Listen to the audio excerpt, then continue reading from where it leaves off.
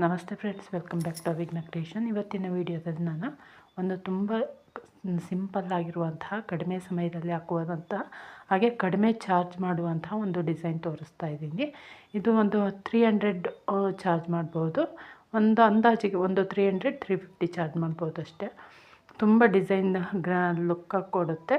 ಬನ್ನಿ ಹಾಗಾದರೆ video check ಮಾಡೋಣ. ನೋಡಿ, ಮೊದಲಿಗೆ ನಾನು ಒಂದು ಸಿಂಗಲ್ ಕ್ರೋಶ ಮಾಡಿಕೊಂಡು ಫಸ್ಟು 3 ಚೈನ್ ಅಥವಾ 2 ಚೈನ್ ಹಾಕ್ಕೊಳ್ಳಿ. ನೀವು ಲೆಂತ್ ನೋಡ್ಕೊಂಡು ಡಬಲ್ ಕ್ರೋಶ ಲೆಂತ್ ನೋಡ್ಕೊಂಡು ಹಾಕ್ಕೋಬೇಕು. 2 ಚೈನ್ ಅಥವಾ 3 ಚೈನ್ನ 3 ಚೈನ್ ಹಾಕ್ಕೊಂಡು ಡಬಲ್ ಕ್ರೋಶ ಮಾಡ್ತಾ ಹೋಗಬೇಕು. ನೆಕ್ಸ್ಟು ನೀಡಲ್ ಮೇಲೆ ಒಮ್ಮೆ ದಾರ ಸುತ್ತಕೊಂಡು ಬಟ್ಟೆಗೆ ನೀಡಲ್ ಚುಚ್ಚಿ ದಾರನ ತೊಗೊಂಡು ನೀಡಲ್ ಮೇಲಿರೋ ದಾರನ ಎಡನ್ನ ಒಂದು ಮಾಡ್ಕೋಬೇಕು. ಡಬಲ್ ಕ್ರೋಶ ಈ ರೀತಿ ನಾನು ಇಲ್ಲಿ 9 ಡಬಲ್ ಕ್ರೋಶ ಕಂಬಗಳನ್ನ ಮಾಡ್ಕೊಳ್ತಾ ಇದ್ದೀನಿ.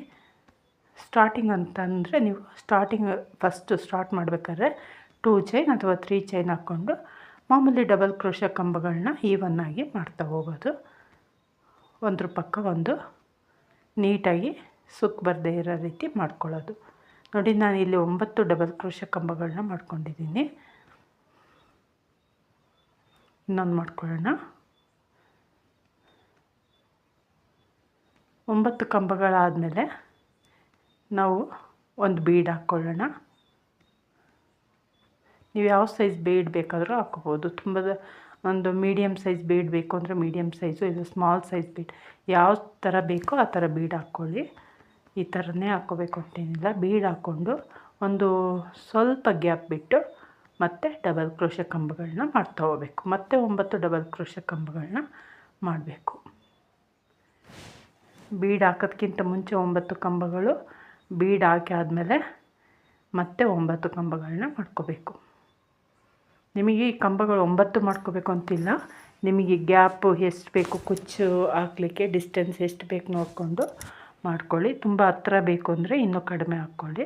ಇಲ್ಲ ಇಷ್ಟಿರಲಿ ಅಂದರೆ ಈ ರೀತಿನಾದರೂ ಮಾಡ್ಕೋಬೋದು.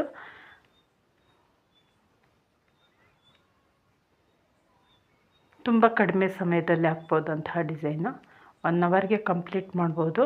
ಕುಚ್ಚು ಕೂಡ ನಾನು 9 ಕಂಬಗಳನ್ನ ಮಾಡ್ಕೊಂಡಿರೋದ್ರಿಂದ ಒಂದೊಂದು ಹತ್ರ 2 ಕುಚ್ಚು ಹಾಕಿದ್ದೀನಿ.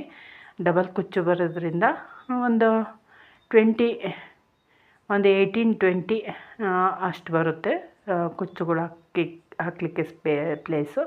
ನೋಡಿ, ಈಗ 9 ಕಂಬಗಳು, ಒಂದು ಬೀಡು ಮತ್ತು 9 ಕಂಬಗಳು ಮಾಡ್ಕೊಂಡಾದಮೇಲೆ 3 ಚೈನ್ ಹಾಕ್ಕೊಂಡಿದ್ದೀನಿ.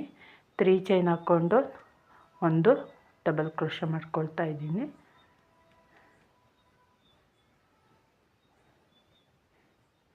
ಮತ್ತು 3 ಚೈನ್ ಹಾಕ್ಕೊಂಡು ಇದು ಒಂದು ಕುಚ್ಚು ಹಾಕಲಿಕ್ಕೆ, ಇನ್ನೊಂದು ಕುಚ್ಚು ಹಾಕಲಿಕ್ಕೆ ಇದೇ ರೀತಿ ಮಾಡ್ಕೊಳ್ಳೋಣ.